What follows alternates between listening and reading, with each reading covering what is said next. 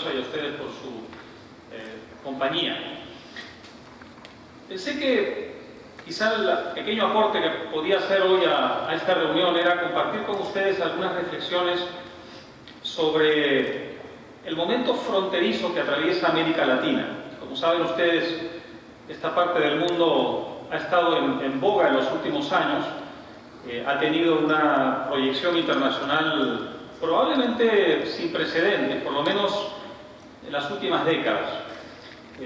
Y ahora que empiezan a asomar algunos nubarrones en el horizonte, la región empieza a preguntarse si esto ha sido un sueño pasajero del que vamos a despertar, en realidad estamos ya enrumbados hacia el desarrollo. Y por supuesto es una pregunta que nos interesa a todos, pero en particular a países como Paraguay, que han tenido un desarrollo político y económico bastante, en fin, desigual y accidentado en los últimos años, con momentos magníficos y momentos no tan buenos.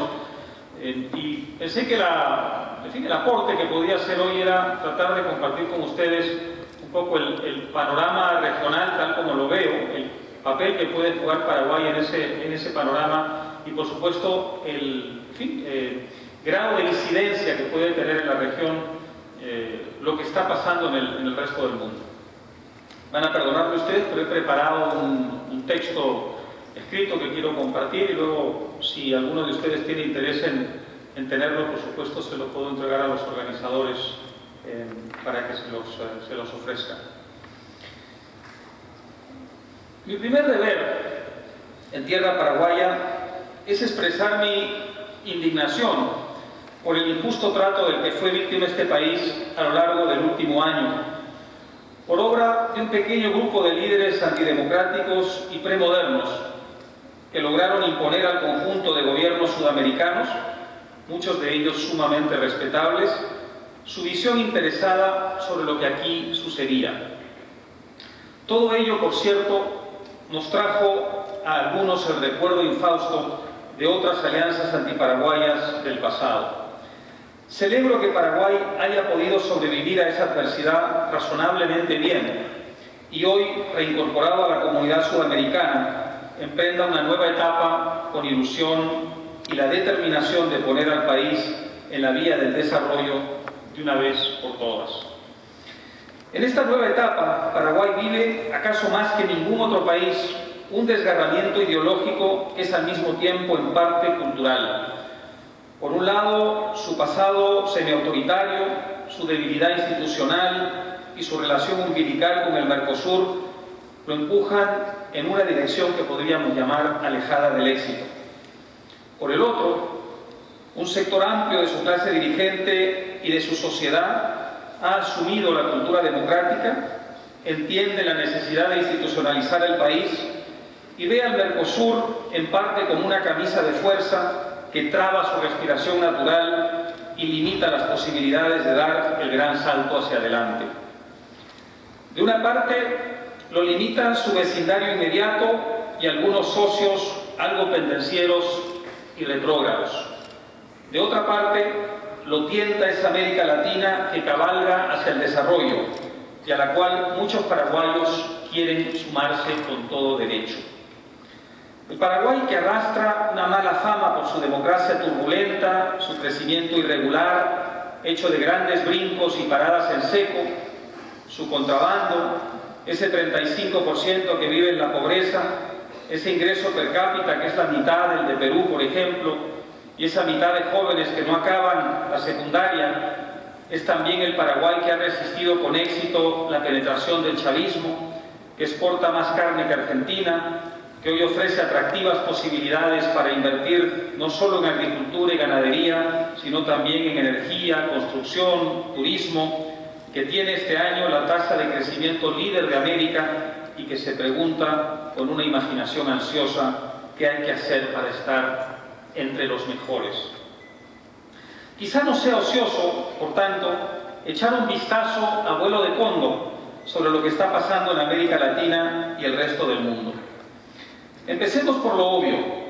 El detonante de la crisis mundial, que dura ya 5 años, fue el reventar de una burbuja crediticia en los Estados Unidos. ¿A qué se debió? ¿Al mercado y el capitalismo como creen tantos? No. Se debió sobre todo a que en algún punto del camino se rompió la transmisión generacional de los valores y principios y por tanto las prácticas que hicieron de ese gran país lo que es. Ideas a un tiempo simples y prodigiosas, como que el dinamo de la riqueza es el trabajo, el ahorro, la inversión y la responsabilidad individual, se fueron diluyendo en la conciencia de los ciudadanos. Las reemplazaron otras que desembocaron en la apoteosis de los llamados derechos, entre comillas, colectivos, el endeudamiento y el consumo fácil.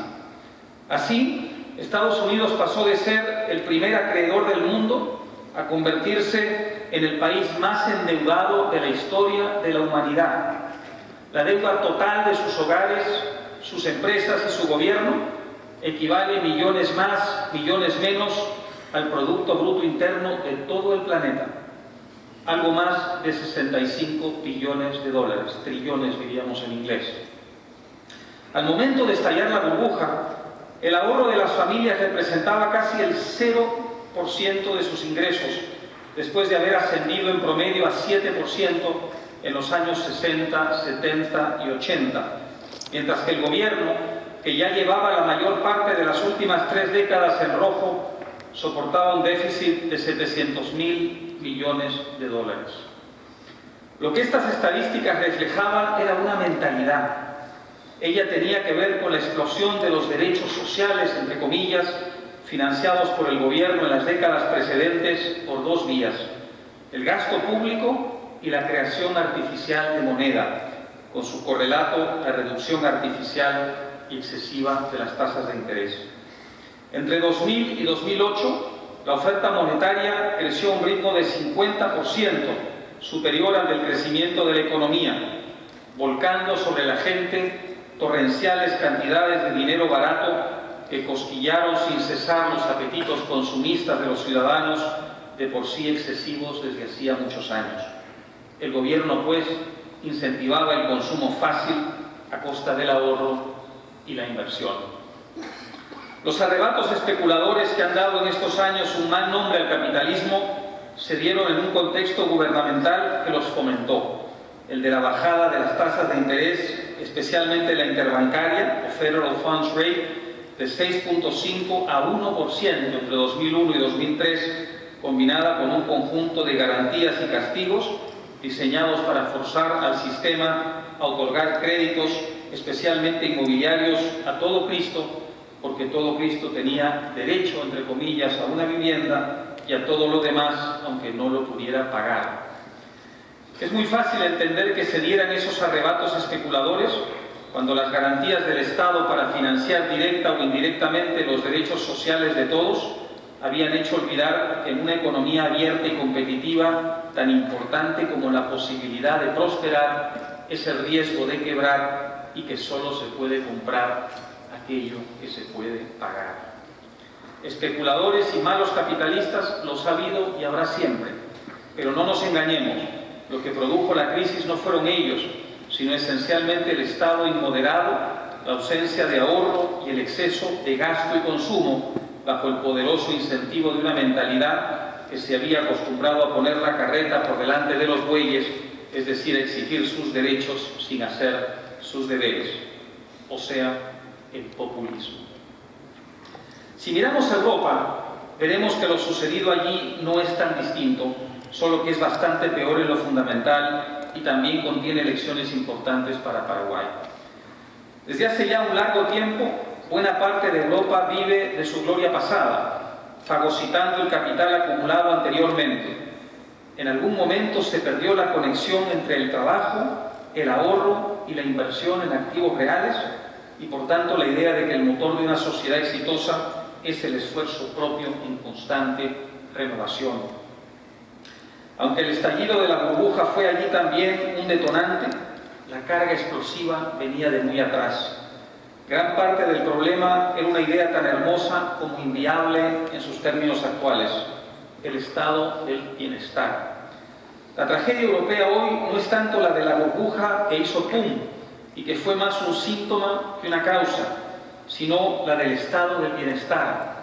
Un modelo en el que el poder político asumía la responsabilidad principal de la satisfacción de las expectativas materiales de la gente, otorgando a los ciudadanos una calidad de vida cada vez mayor mientras trabajaban y producían cada vez menos, confiados en que la diferencia la ponía precisamente el Estado.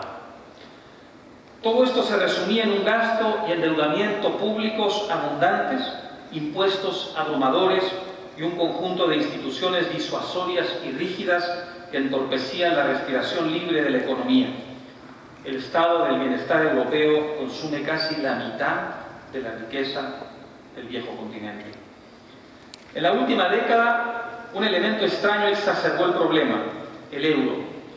Consistió en que ciertos países del sur y del Mediterráneo, y algunos situados un poco más arriba, se endeudaron a costa de los países del norte, que a su vez estaban encantados de prestarles dinero porque les vendían a ellos mismos sus productos. El norte subvencionó al sur con crédito barato gracias a las tasas de interés, otra vez las tasas de interés del euro.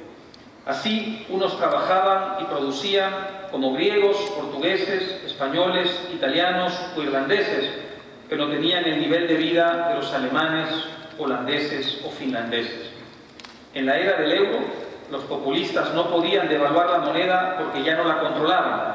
Por tanto, mantuvieron la ficción durante más tiempo hasta que la realidad dijo basta hace 4 o 5 años. Traigo todo esto a colación porque cuando observamos América Latina, al entorno de Paraguay, extraemos lecciones que en esencia no son muy distintas. Pero también porque mucho de lo que ha sucedido en América Latina, incluido el boom de los commodities o recursos naturales, ha tenido que ver con esos desequilibrios del mundo desarrollado: deuda, emisión de dinero y déficits, igual que sucedió en los años 70, cuando nos beneficiamos de altos precios que fueron resultado de la inflación en Estados Unidos y otros lugares. Esto importa mucho porque así como los precios de los commodities colapsaron en los años 80 a raíz de que Estados Unidos y otros países desarrollados tuvieron que corregir sus desequilibrios, podemos estar seguros de que tarde o temprano volverá a ocurrir. Estados Unidos y el mundo desarrollado necesitan a gritos corregir unos desequilibrios enormes, y eso pasará por un aumento de las tasas de interés tarde o temprano y una caída de la demanda con nuestros productos naturales, que ya se empieza en cierta forma a sentir en algunos países latinoamericanos. Tuvimos hace poco un atisbo de lo que nos espera, cuando el presidente de la Reserva Federal, Ben Bernanke, dejó entrever que desaceleraría el ritmo de emisión monetaria, y la sola sugerencia provocó caos en América Latina por el aumento de las tasas de interés internacionales. Cuando esto suceda de verdad, y sucederá, es imperativo que América Latina no responda como lo hizo en los años 80, es decir, con populismo, sino con mucha disciplina. Y lo cierto es que unos están bastante mejor preparados que otros en esta parte del mundo, aunque todos necesitan más reformas porque la productividad es todavía bastante baja. Hay demasiados recursos atrapados en empresas pequeñas que son ineficientes y que por lo general pertenecen a la economía informal, mantenida en la sombra por un Estado que cobra demasiados impuestos y produce demasiadas reglas burocráticas en un clima de incertidumbre jurídica e institucional. También somos menos competitivos de lo que deberíamos ser como región. Entre 2003 y 2010, el periodo del boom de los commodities, caímos 14 posiciones en el índice global de competitividad del Foro Económico Mundial de Davos. Los países que mejor van son aquellos que llevaron a cabo algunas reformas en las últimas décadas que podríamos llamar más bien liberales y que enderezaron el torcido legado histórico. En cambio, aquellos que peor van son los revolucionarios y populistas que, creyendo marchar a contracorriente de la herencia recibida, en realidad la han agravado y llevado a nuevos extremos. Los países gobernados por la centro-derecha y centro-izquierda liberales han arribado, a veces a regañadientes y otras sin admitirlo, a un consenso político y económico básico. Gracias a él, casi 50 millones de personas salieron de la pobreza en la última década y pico, y este año, en pleno estancamiento mundial, ese conjunto de países le darán a América Latina un crecimiento promedio de entre 2.5 y 2.7%. La sintonía entre ellos, a pesar de que unos se dicen de izquierda y otros no, es tanta que no solo comparten su fe en la democracia y la globalización, sino que incluso abrazan los mismos programas sociales, como por ejemplo aquel que nació en México bajo el nombre de Oportunidades, consistente en otorgar ayuda condicionada. Al otro lado, en cambio, los países de la Alianza ALBA comparten su enemistad con la democracia y la globalización y tienen en común 4 características tremebundas. La revolución como coartada para debilitar o derribar a las instituciones republicanas de control del poder. La renta energética, es decir, un sistema que en lugar de aumentar la producción de las riquezas del subsuelo y transformarlas y emplearlas como base para otras industrias, la descapitaliza y la malgasta en la construcción de vastas clientelas de votantes dependientes. La compra de influencias externas con el claro objetivo de extender el modelo a los muchos países que han optado por la vía razonable. Y por último, de un tiempo a esta parte, el intento por hacer de China un salvavidas internacional que les resuelva los problemas de financiamiento, descapitalización y aislamiento que padecen. Solo que China no regala nada, así que se pueden quedar con los despojos. En el primer grupo, el de los liberales, por así llamarlos, hay 4 países a los que creo que los paraguayos deben prestar hoy muchísima atención. Chile, Perú, Colombia y México, precisamente los que forman la Alianza del Pacífico, a mi modo de ver, el grupo más interesante y promisorio de cuantos hay en la región, y hay muchos. El Perú, como saben, acabó con la inflación al disciplinar su política monetaria, hoy es la más baja de América, corrigió sus déficits fiscales crónicos adecuando el gasto a los ingresos, privatizó empresas, liberalizó el comercio y mejoró el clima de negocios en el país. Aunque falta mucho por hacer, yo diría que estamos solo a la mitad del camino, el resultado ha sido poco menos que asombroso. El Producto Bruto Interno, tomando en cuenta lo que se puede comprar con esos dólares o su equivalente, casi se triplicó en dos décadas. El motor de esto ha sido la empresa privada.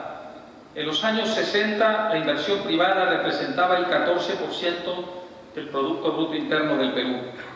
Hoy representa casi el 21%. La pobreza se ha reducido de 51%, que era la cifra oficial en 2001, a 28%. Aunque los programas sociales han ayudado, desde luego, 2/3 partes de este fenómeno vertiginoso se deben al crecimiento económico que ha sido impulsado por las empresas privadas.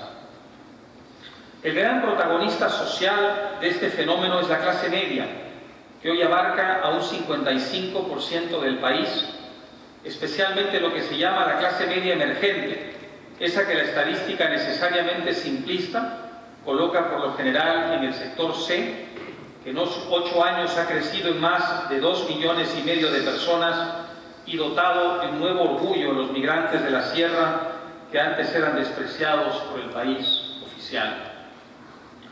Lo ocurrido en Colombia, mientras tanto, también es notable, considerando que allí se libraba, al momento de producirse las reformas, una guerra entre poderosas organizaciones narcoterroristas que llegaron a controlar la mitad del país y tenían la ayuda de países vecinos y un Estado y una sociedad civil desmoralizados. Gracias a la política de seguridad democrática, la apertura comercial, la desburocratización reglamentaria y la reducción de impuestos, se duplicó la inversión extranjera, se triplicaron las exportaciones y la economía alcanzó tasas anuales de crecimiento sostenidas de 7%. Otra vez, lo que fecundó la economía fue la inversión privada, gracias a la cual la tasa de inversión pasó de representar el 13% del Producto Bruto Interno a representar el 28%. Por ello, y a pesar de que queda muchísimo trecho por recorrer, y hay, por supuesto, reformas pendientes, en términos absolutos el per cápita colombiano casi duplica al ecuatoriano. Lástima que todavía se cobren allí tantos impuestos, lo que a su vez mantiene una zona informal desproporcionadamente grande. Los impuestos de las empresas equivalen a más del 70% de los beneficios o utilidades de los negocios, si tomamos todo en cuenta. Por último está México, la mayor economía de la América Latina hispanoparlante. Su tamaño equivale más o menos a la mitad del de Brasil. Fue después de Chile el primer país latinoamericano que hizo las reformas de transferencia de responsabilidades del Estado a los particulares y llevó a cabo la inserción en el mundo, implicando su suerte con la de Estados Unidos, para lo cual hubo de superar viejos rencores históricos. Luego se estancó y una vez que el país transitó a la democracia, la política obstruccionista del PRI hizo imposible seguir avanzando. El nuevo gobierno del PRI, sin embargo, ha anunciado ya muchas reformas que podrían darle a ese país el impulso definitivo. Faltan reformas en campos como la energía, la electricidad, donde todavía hay monopolios, y la legislación laboral y el sistema tributario, y subsisten varios mercados con barreras de entrada y privilegios, pero lo logrado ha sido suficiente para que México esté hoy en condiciones de desafiar las difíciles circunstancias internacionales con una tasa de crecimiento que, si exceptuamos este año flojo pero atípico, bordea el 4% sostenido, flujos de inversión extranjera anual de alrededor de 20.000 millones de dólares, y una inversión entusiasta que aumenta en casi 7% cada año. Pero tal vez lo más importante es que está ahora en posición de aprovechar con gran éxito los movimientos tectónicos que se están produciendo en la economía mundial. A medida que China va pasando gradualmente de ser la usina y el proveedor del mundo para concentrarse cada vez más en su mercado interno, y a medida que maduran las condiciones de modo que sus salarios van subiendo y los costos de hacer negocios allí aumentando, ese país va perdiendo atractivo como gran centro manufacturero. Lo mismo pasó con Japón y Corea del Sur en su día, una vez que superaron su etapa de desarrollo capitalista inicial. Por ello, cientos de empresas van emigrando ahora de regreso a México, donde encuentran un ambiente propicio para surtir desde allí al mercado estadounidense y a muchos otros mercados del mundo. Así, hoy México fabrica o ensambla absolutamente todo: chips, computadoras, equipos para radiotransmisores, refrigeradores y mucho más. México es de lejos el centro manufacturero más grande de América Latina y va pasando a jugar un rol central en la cadena de valor de las industrias globales. Si ahora el PRI hace las reformas como la desestatización del petróleo y la electricidad, la flexibilización laboral y simplificación y reducción tributaria, no me cabe duda de que esta será la década de México como la anterior fue de Brasil. Lo que todo esto nos confirma es que la América Latina que mejor va es la que acompaña a Chile, el líder subcontinental en el avance hacia la prosperidad, con un ingreso per cápita de casi $20.000, teniendo en cuenta la paridad del poder de compra, en el trayecto que mantiene Chile desde hace buen tiempo. Un trayecto que no debe abandonar con el nuevo gobierno que surja de los comicios de noviembre y que estará tan presionado por la calle. Veamos ahora qué pasa con los que han emprendido la vía contraria. Durante unos años, al populismo de Venezuela, Ecuador, Bolivia, estrechos aliados políticos, y Argentina, un amigo muy cercano, aunque lo bastante orgulloso como para no formar parte integral del club, pareció sonreírles la suerte. La razón fue la bonanza de los commodities y el uso de los ingresos extraordinarios gatillados por esa bonanza para aumentar la calidad de vida de una amplia clientela social y política en el muy corto plazo. Venezuela vio el precio del petróleo subir de $8 el barril cuando Hugo Chávez fue electo por primera vez a los 3 dígitos y determinó que 1 de cada 4 dólares de las ventas del gigante petrolero PDVSA fuese utilizado junto con otros ingresos para hacer populismo y otra cuarta parte para financiar al Estado desmesurado mediante impuestos. Bolivia, a su turno, gracias sobre todo al gas, que solo requería abrir válvulas sin gran esfuerzo, vio su recaudación fiscal triplicarse en casi 7 años. Al igual que Venezuela, Bolivia puso parte de esa bonanza al servicio del populismo. No extraña, pues, que en los años inmediatamente anteriores al fin de la burbuja mundial, en esos países, lo que algunos hemos llamado en el pasado la izquierda carnívora, se registrara una caída de la pobreza de 12%, mientras que los de la izquierda vegetariana o responsable solo vieron la suya caer un 7%. Por si fuera poco, algunos países populistas, como Argentina, han registrado en estos años tasas de crecimiento económico de 8% al año en promedio durante casi una década, y otros como Bolivia o Ecuador de entre 4 y 4.5% al año. Gracias en buena parte al efecto chino en el mercado de los commodities, fueran estos hidrocarburos, minerales, granos, oleaginosas, el populismo latinoamericano ha vivido, pues, en años recientes, algo así como una época de oro. El espejismo, por supuesto, se tenía que terminar. La subida meteórica del gasto, el aumento artificial de la demanda, las expropiaciones y el ambiente agresivo contra el capital, la zozobra jurídica permanente y la retórica antiempresarial incendiaria, todo ello en el contexto de una fuerte ofensiva contra la democracia, solo podían conducir a estos países a los resultados que hoy vemos en distinto grado según el caso. Inflación, desquiciamiento de las finanzas del Estado, descapitalización de la economía y su correlato, tasas de crecimiento muy pobres comparadas con las economías que van bien y mucha corrupción. El déficit fiscal en Venezuela, por mencionar solo un caso, asciende a 15% del Producto Bruto Interno. En estas circunstancias, algunos de los países gobernados por el populismo intentan otra vez que China los salve. Pekín ha otorgado créditos o líneas de crédito hasta por $175.000 millones en tiempos recientes y en el caso de las compras de petróleo paga por adelantado. Pero la realidad está mostrando sus feas orejas por todas partes. El modelo del rent nationalism o nacionalismo de los recursos ha fracasado. Venezuela ha pasado de producir 3.5 millones de barriles de petróleo diarios a 2.6 millones y ha desperdiciado el casi $1,5 billones de ingresos fiscales, trillones en inglés, que generó el petróleo en todo este tiempo.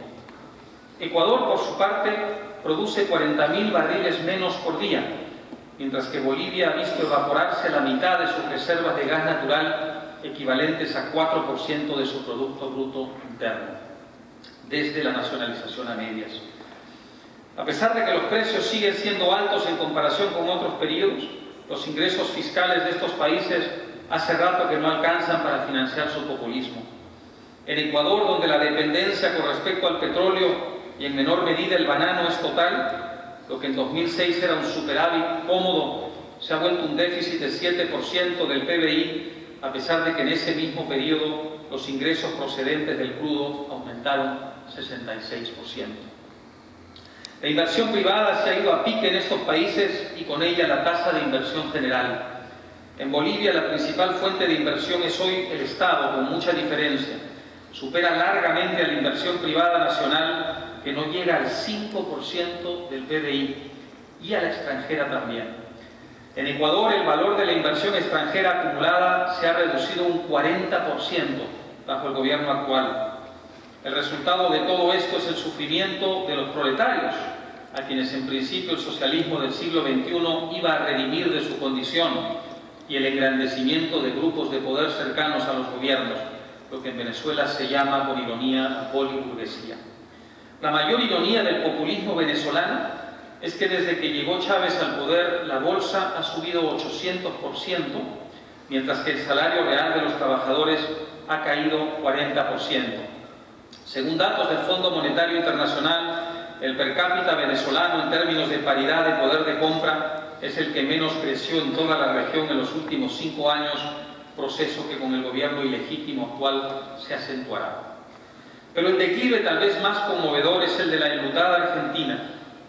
Su modelo se basa, igual que en tiempos de Perón, en obligar al campo a subvencionar a la ciudad, exprimiendo con impuestos a la vaca lechera de la agricultura y derramando sobre los votantes, especialmente los de la provincia de Buenos Aires, que representa el 40% de todos los sufragios del país, una deliciosa ducha de subvenciones. Al mismo tiempo, y siempre en beneficio de ese voto cautivo, se controlan los precios de los servicios y de algunos bienes. Todo ello acompañado de eventuales nacionalizaciones y la creación de un clima irrespirable para obligar a ciertas compañías a venderle sus activos al gobierno, y una retórica durísima contra los empresarios extranjeros y aquellos empresarios nacionales que no forman parte del círculo siempre cambiante de los elegidos. No extraña que el gasto público, que hace 10 años representaba el 27% del PBI, ahora represente el 46%, y que para financiar lo que ya no tenían cómo financiar, el gobierno tuviera que calcular las pensiones donde estaba concentrado el ahorro nacional y las reservas, que son como las joyas de la familia, y subiera todavía más los impuestos a los empresarios del campo, esos héroes civiles de Argentina, que a pesar de tanta adversidad siguen siendo tan visionarios, tecnificados y globales como siempre. La mitad del déficit del último año, superior según el Fondo Monetario Internacional al que la estadística oficial admite, el gobierno lo financió con las reservas y las pensiones del pueblo argentino. Las consecuencias de estas políticas las vemos ahora con claridad. La economía argentina crecerá apenas un 2% este año según el JP Morgan, aunque como saben las estadísticas ficticias de Argentina, que le han valido una censura directa del Fondo Monetario Internacional, tratan de inflar la cifra.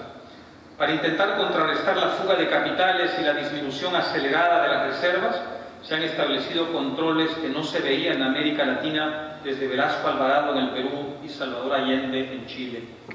En el aeropuerto de Ezeiza ha habido momentos en que los perros ya no apuntaban el olfato contra la droga, sino contra los dólares. Y si una industria necesita importar insumos, está obligada a exportar algo para compensar la salida de divisas, de tal modo que el fabricante de autos Porsche se ha visto obligado a vender vino y la BMW a vender arroz. Por supuesto, en ese ambiente era inevitable la captura de una fruta jugosa como YPF, la filial de Repsol. Ese zarpazo expropiador fue la consecuencia del descalabro que el control de precios había producido en la industria energética y que de paso afectó, como sabemos, a los chilenos porque llevó a Buenos Aires a incumplir sus compromisos de exportación a Santiago. Argentina, en resumen, desperdició el billón de dólares que generó la bonanza de los commodities para el fisco desde 2003. En este contexto, no debería ser difícil para una gran mayoría de paraguayos entender que un modelo funciona mucho mejor que otro.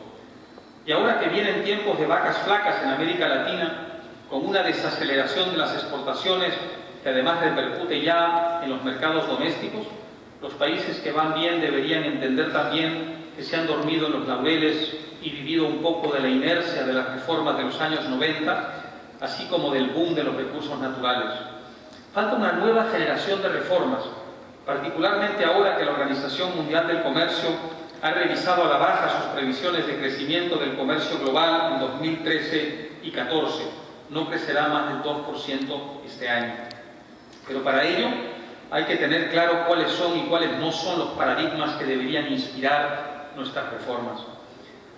Es obvio el tremendo contraste entre la realidad de los fracasos populistas que he mencionado y la de un país como Chile, al que la combinación de democracia política, apertura económica y competitividad le ha permitido colocarse a la cabeza de América en términos de ingreso per cápita, seguir siendo en la última media década uno de los 4 países en los que el Producto Bruto Interno por habitante ha crecido más y haber llegado a la situación envidiable de poder debatir intensamente si que el índice de pobreza se sitúa en el 14 o el 15% de la población. Es una base potente para dar el salto al desarrollo del que solo separan a Chile unos $5.000 per cápita y empezar a satisfacer ese justificable deseo de tener unos servicios cuya calidad esté a la altura de la economía y de que cada ciudadano y ciudadana sienta sus beneficios personalmente.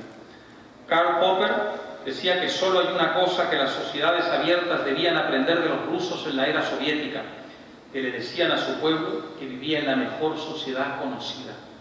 Incluso Chile, que muy justamente se plantea cómo acelerar la mejora de su calidad de vida y sus servicios, debería recordar que eso solo será posible si no echa a perder lo muchísimo que ha logrado gracias a que su modelo, hechas las sumas y las restas, es el mejor que conoce hasta ahora nuestra América. Para decirlo en términos que a Paraguay le resultarán familiares, el año pasado los países de la Alianza del Pacífico, México, Chile, Perú y Colombia, que representan el modelo de democracia con economía de mercado y globalización y que tienen acuerdos comerciales con decenas de naciones, crecieron en promedio el doble que los países del Mercosur, ese monumento al proteccionismo, el dirigismo y el intervencionismo estatal. Este año, si exceptuamos a Paraguay, que galopa muy por delante de sus vecinos, la Alianza del Pacífico volverá a doblar el ritmo de crecimiento de los países del Mercosur. Algo que ha faltado en los últimos años es una mayor coordinación y hasta integración entre los países que comparten en América Latina una visión y trayectoria comunes. Nuestros organismos e iniciativas regionales no solo han hecho un pobre trabajo en ese sentido, sino que en muchos casos han reflejado de manera desproporcionada la influencia de los países orientados hacia el populismo y el autoritarismo, relegando la de los países más exitosos a una especie de condición de seguidismo en vez de liderazgo y modelo. En muchos temas, desde Honduras hasta las Malvinas o la crisis política del Paraguay el año pasado, por mencionar solo a tres, la voz interesada de los países menos exitosos ha sido la dominante, como lo fue en su momento la de quienes frustraron los intentos por crear un área de libre comercio de las Américas. En temas relacionados con los nexos políticos y comerciales con el mundo, las iniciativas de los países exitosos han sido con pocas excepciones individuales y aisladas, en lugar de regionales, conjuntas y en bloque. Por eso no han tenido la fuerza que deberían haber tenido.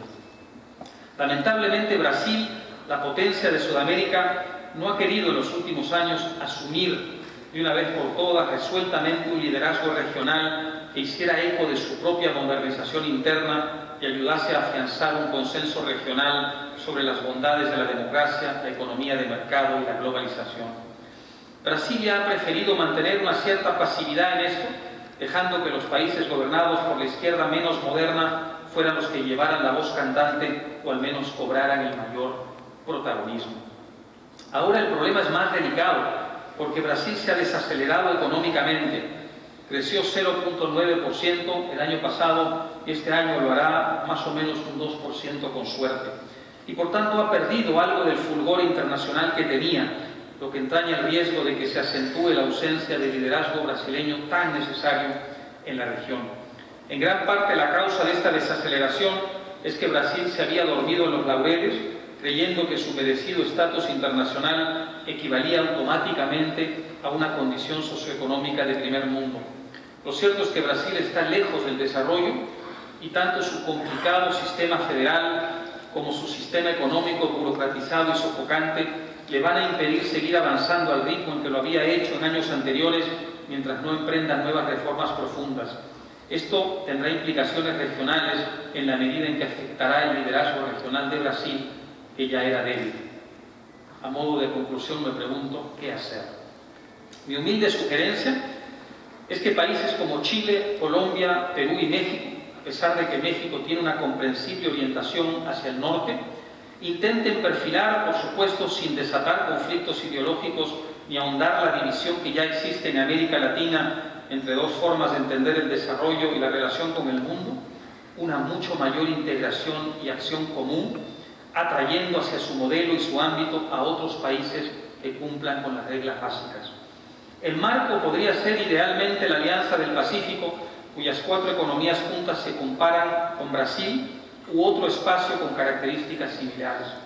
Lo importante es que solo si se afianza ese eje de países locomotora será posible orientar a todo el continente en la buena dirección y asegurarnos de que las fuerzas que actúan en contra de la modernización de nuestros pueblos no logren frustrar en última instancia la posibilidad de que los ciudadanos disfruten de la calidad de vida que reclaman con impaciencia.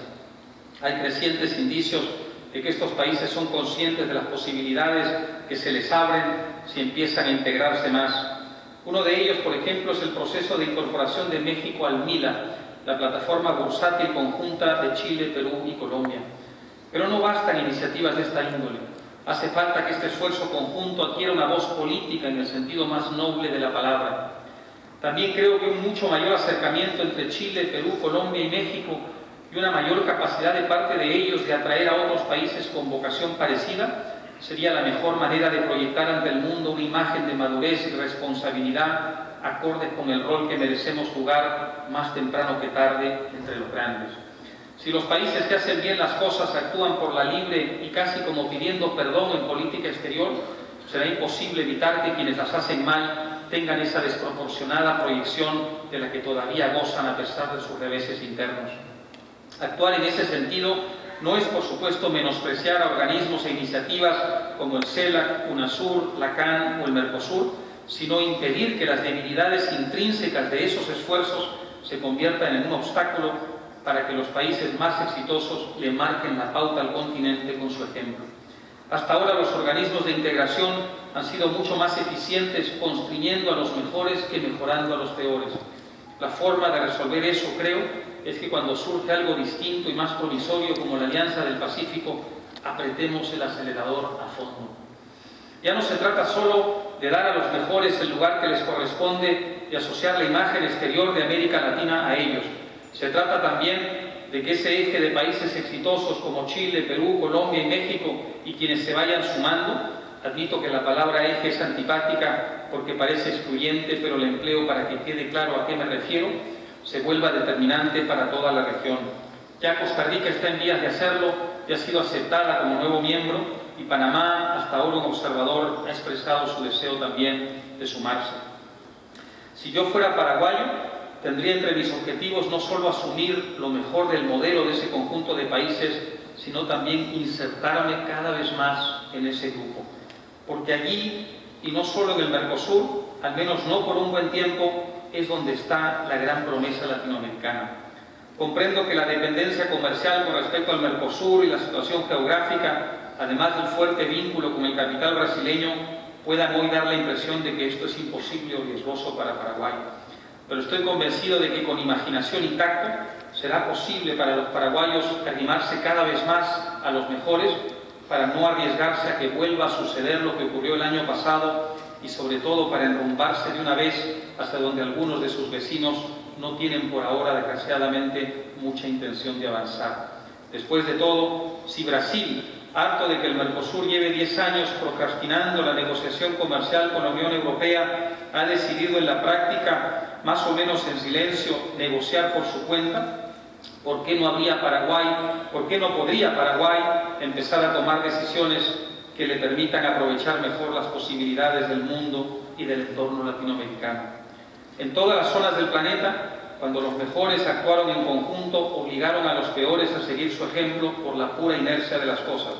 Ocurrió en Europa, me refiero al proceso de la posguerra, por supuesto, no a la crisis reciente, y sucedió también en el Asia.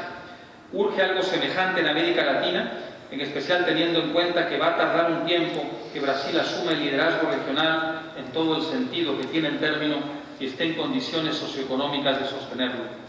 Brasil no es, desgraciadamente, todavía para América Latina lo que Alemania es para Europa. Por eso corresponde quizá a otros más pequeños tirar para adelante de forma conjunta hasta que Brasil pase a ocupar el lugar de vanguardia que le corresponde, pero que parece renuente por ahora a asumir con un modelo plenamente democrático y moderno. De lo contrario, seguirá habiendo una brecha absurda entre lo bien que algunos países están haciendo las cosas y la conducta poco seria y contradictoria que de tanto en tanto, liderados por la gente equivocada, exhibimos como conjunto en política exterior. En este gran esfuerzo de alcance regional, me gustaría que Paraguay empiece a hacerse notar por las buenas razones. Muchas gracias.